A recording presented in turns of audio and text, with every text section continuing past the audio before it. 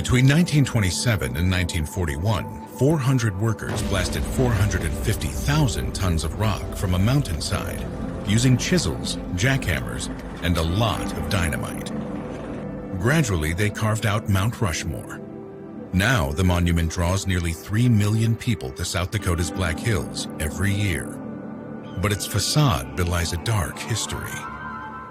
About 10,000 years ago, Native American people began inhabiting the Black Hills. The area became especially sacred to the Lakota people, who formed the western branch of what the U.S. called the Sioux Nation. The Lakota believed one cave within the Black Hills to be where they first emerged, and they named one of the Black Hills mountain peaks the Six Grandfathers, after their sacred directional spirits. But in the 1800s, Lakota access to this land came under threat. White settlers in North America expanded their territories by using physical violence or negotiating with indigenous peoples. After its establishment in the late 1700s, the U.S. government ratified hundreds of treaties with Native American nations. However, it often broke them or created them using coercion. Between 1866 and 1868, the Lakota and their allies successfully defended their land from the U.S. military and negotiated a new treaty with the government. In the 1868 treaty at Fort Laramie, all parties agreed that a vast territory, including the Black Hills, belonged to the Sioux Nation. In return, the Lakota would allow U.S. travelers to pass safely through. But many aspects of the treaty also aimed to assimilate the Lakota into white culture. This included incentives to convert them from hunting to farming, abandon their nomadic lifestyle, and wear clothes the U.S. provided.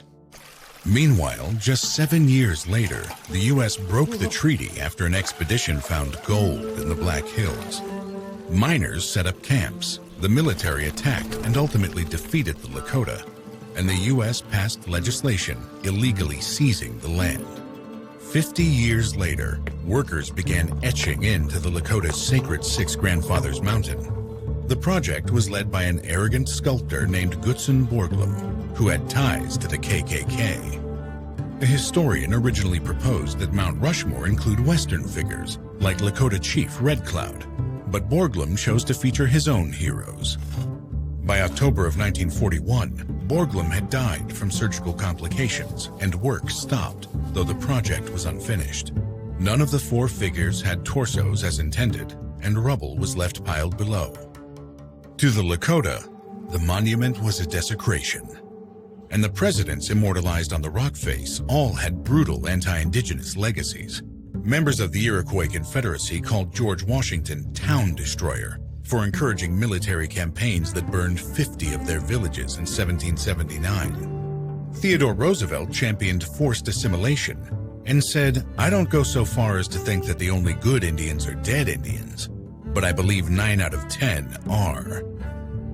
In 1980, after the Sioux Nation had sued the U.S. for treaty violations, the Supreme Court ruled that the Black Hills had been unlawfully taken, and the Sioux were entitled to compensation.